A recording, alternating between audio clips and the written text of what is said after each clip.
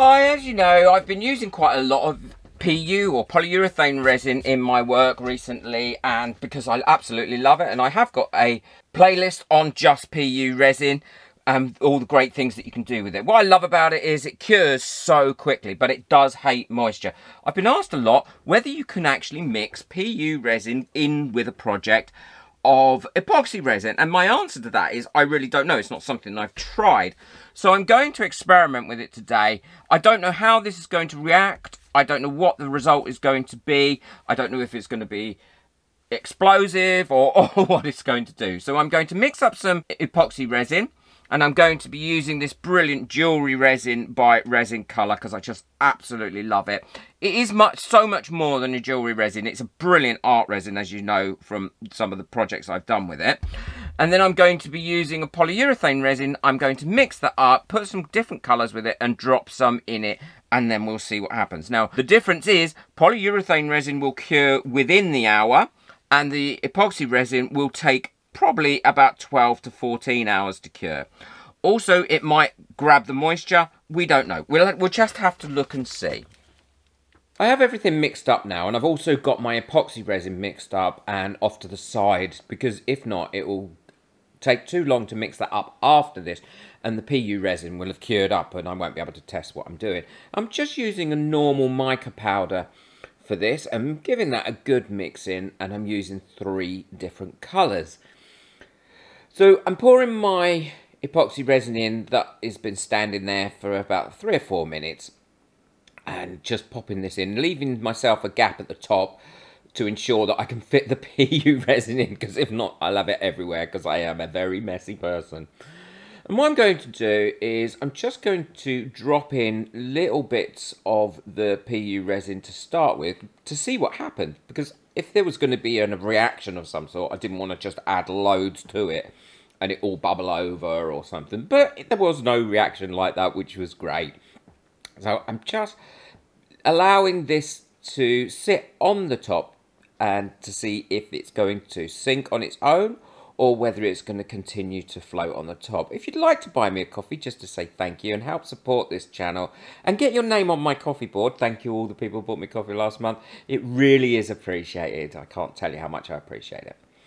So I've realised now that these aren't going to sink down on their own. They are going to float there. So what I'm using is just the end of a little plastic stick to push these down.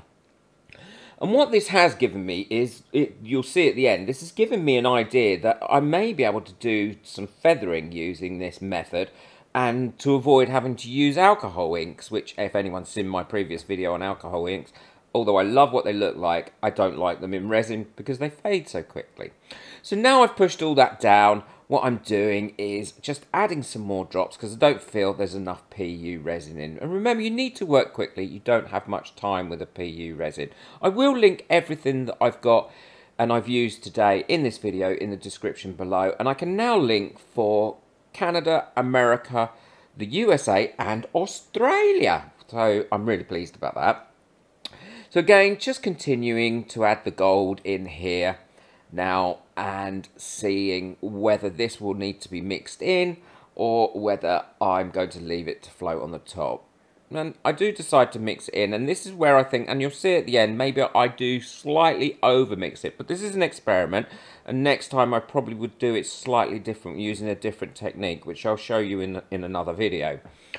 Again, pushing that down and working fairly quickly again, don't forget, because you only get about 4 or 5 minute pop time at the most with this PU resin, and some PU resins you get even less with, which is great if you want to demold stuff really quickly. It hasn't expanded or foamed up, so that it hasn't taken on the moisture, which is really useful, which PU resin can do. It hasn't overheated in any way, so it hasn't had a negative reaction with the epoxy resin and cause it to overheat and cure up too quickly at this stage, which is excellent. So it just seemed to be suspending in the epoxy resin. So once again, I'm going through and I'm adding some more colours to this.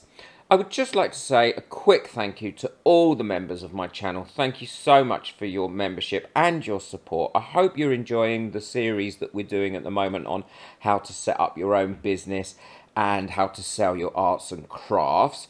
Once this series is finished, we will be going on to a series of something else, but all those videos will be available for members in the members of only area. So I'm going through and clicking. What am I clicking?